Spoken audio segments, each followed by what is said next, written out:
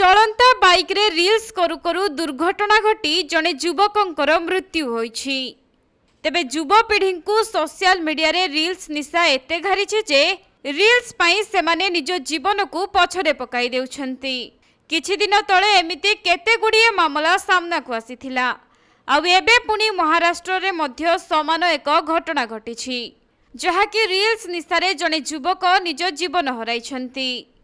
मिलिथिबा सूचना अनुसार दुई जन युवक बाइक रे रील्स करि जाउथिले, हेले रील्स निशा एते थिला जे शेषरे जनक जीवन चली जाइछि।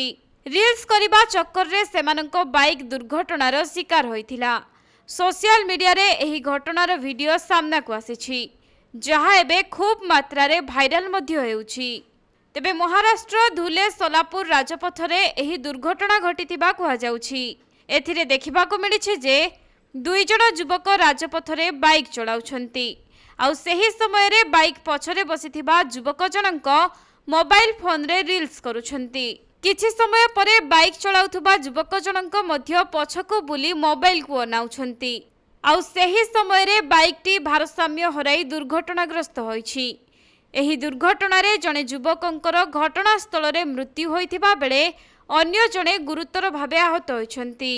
किंतु उभयंक परिचय मिली नथिबा बेले एही दुर्घटनार वीडियो एबे सोशल मीडिया रे भाइराल हेउछि।